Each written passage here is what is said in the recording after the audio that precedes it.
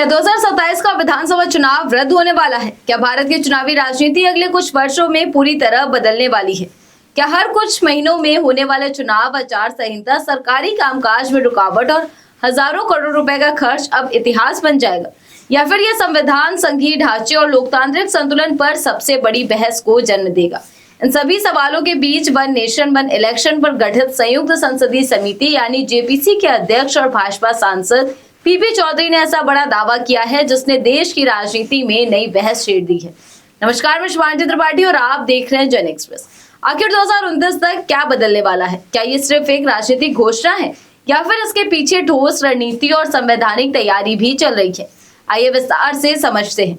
लखनऊ दौरे पर पहुंचे संयुक्त संसदीय समिति के अध्यक्ष पीपी चौधरी ने साफ शब्दों में कहा कि सरकार की कोशिश है कि वर्ष 2029 तक देश में लोकसभा और सभी राज्य विधानसभाओं के चुनाव एक साथ कराए जाएं। उनका तर्क है कि आज भारत में लगभग हर साल किसी न किसी राज्य में चुनाव होते रहते हैं, जिसकी वजह से बार बार आदर्श आचार संहिता लागू होती है, सरकारी योजनाओं की रफ्तार प्रभावित होती है, सुरक्षा बलों की लगातार तैनाती करनी पड़ती है और चुनाव पर हजारों करोड़ रुपए खर्च होते हैं।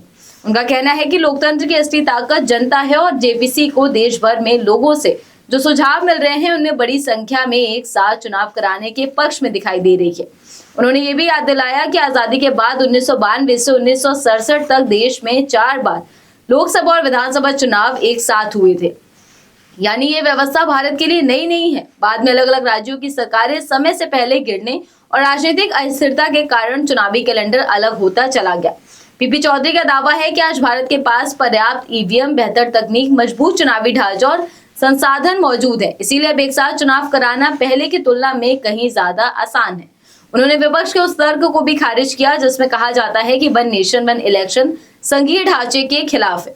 उनका कहना है कि चुनाव की तारीख एक होने से राज्यों के अधिकार खत्म नहीं होते और न ही संविधान की मूल भावना प्रभावित होती है। उन्होंने आरोप लगाया कि विपक्ष का विरोध संवैधानिक कम और राजनीतिक ज्यादा है, क्योंकि वो नहीं चाहता कि इस बड़े चुनावी सुधार का श्रेय प्रधानमंत्री नरेंद्र मोदी को मिले। इतना ही नहीं, उन्होंने ये संकेत भी दिया कि जिन राज्यों में भाजपा की सरकारें हैं वहां यदि आवश्यकता पड़ी तो विधानसभा समय से पहले भंग कर लोकसभा चुनाव के साथ चुनाव कराने का प्रस्ताव लाया जा सकता है। साथ ही यदि किसी राज्य की सरकार कार्यकाल पूरा होने से पहले गिर जाती है तो बार बार चुनाव कराने की बजाय वैकल्पिक सरकार बनाने जैसे संवैधानिक विकल्पों पर भी विचार किया जा रहा है, ताकि पूरे चुनावी चक्र को एक समान रखा जा सके। हालांकि इसके लिए संविधान के कई अनुच्छेदों में संशोधन, संसद में विशेष बहुमत और कई मामलों में राज्यों की मंजूरी भी जरूरी होगी। यही वजह है कि इस मुद्दे पर संयुक्त संसदीय समिति लगातार राजनीतिक दलों, चुनाव आयोग, विधि विशेषज्ञों और संवैधानिक जानकारों से राय ले रही है। अब सबसे बड़ा सवाल यही है कि क्या 2029 तक सभी संवैधानिक बाधाएं दूर हो पाएंगी? क्या सभी दल इस पर सहमत होंगे? क्या राज्यों के कार्यकाल में बदलाव स्वीकार किया जाएगा?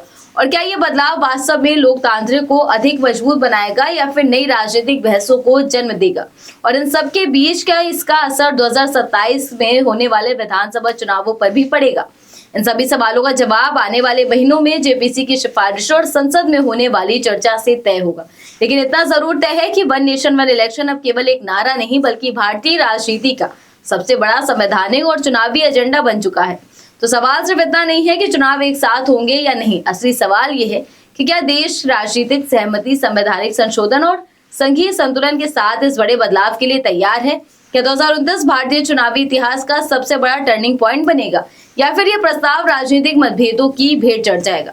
फिलहाल आज इस खबर में बस इतना ही। ऐसी तमाम खबरों को जानने के लिए आप देखते रहिए जन एक्सप्रेस। धन्यवाद।